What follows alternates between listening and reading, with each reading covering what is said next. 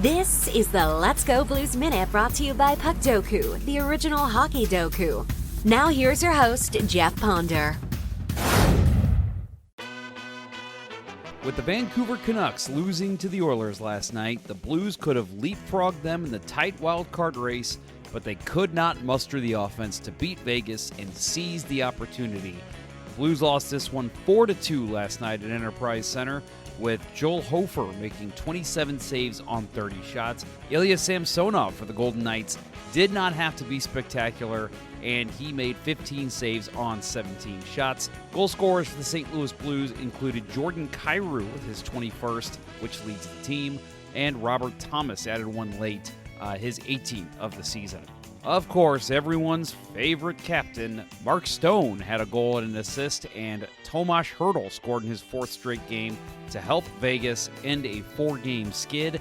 Stone's goal came 19 seconds into the first period, tying for the 5th fastest goal in Vegas' franchise history when he stole a Cam Fowler outlet pass in tight and put a shot past Hofer.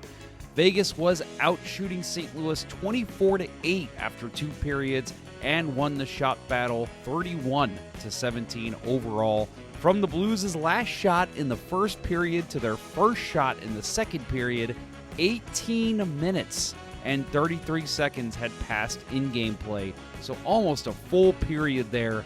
You're not going to win a lot of games when that is the situation. Very tilted ice. If you watched the game, you noticed a weird moment with Hertl's empty net goal with 27 ticks left on the clock. The Blues challenged for offside, and referees Ghislain Hebert and Corey Severette announced it to the crowd.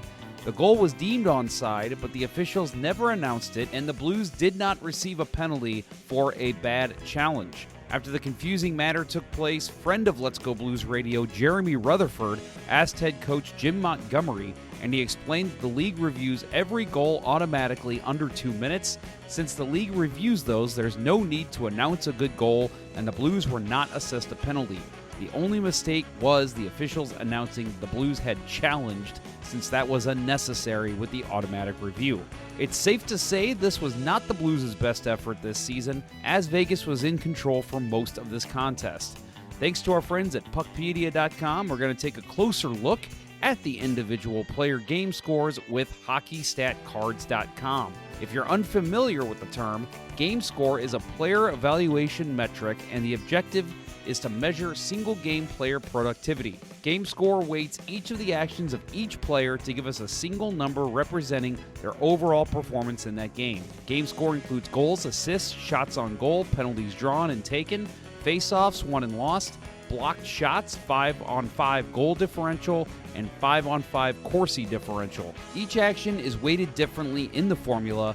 For example, 1 goal scored is worth more than 1 blocked shot. In last night's game, only 10 of the Blues' 18 skaters had a positive game score. Jordan Kyrou led the way with a plus .78, while Oscar Sundqvist finished second with a plus .76.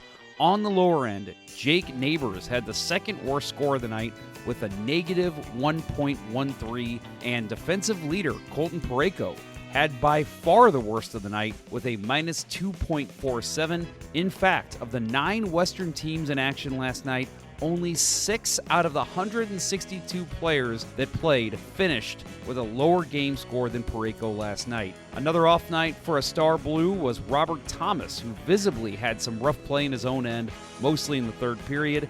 His negative 0.77 game score was not only uncharacteristic, but certainly would have been worse had he not scored the Blues' late goal. No doubt that Thomas's Corsi against, which by the way is shot attempts by Vegas, while Thomas was on the ice, so the lower the better. No doubt that was a factor as well. He and Pavel Buchnevich had a score of 8 in that category to lead the team. Next up for the Blues is Saturday versus the Dallas Stars at Enterprise Center. That's an early start at 6 o'clock.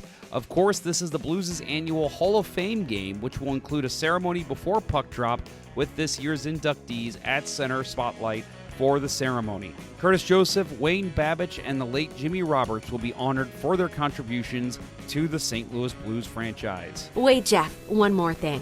And, of course, we'll close up talking about Puckdoku. Winner yesterday was Bill. He beat me by a score of his 3 to my 13. His best play was the best play overall, Brent Johnson, former Blue. He played him in the 1+ shutout in a season and played in the OHL square.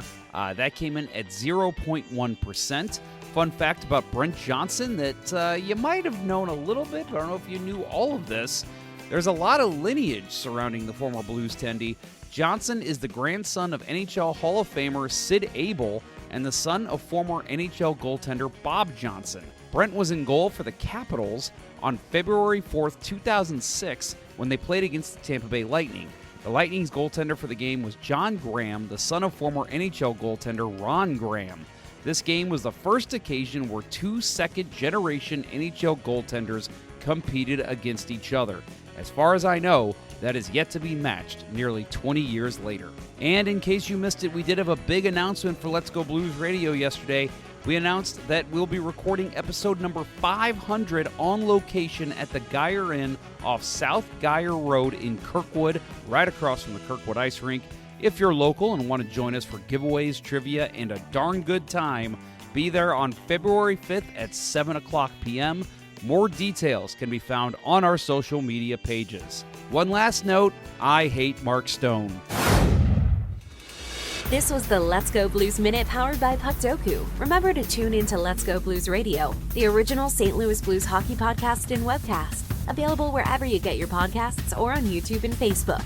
Until next time, hosers.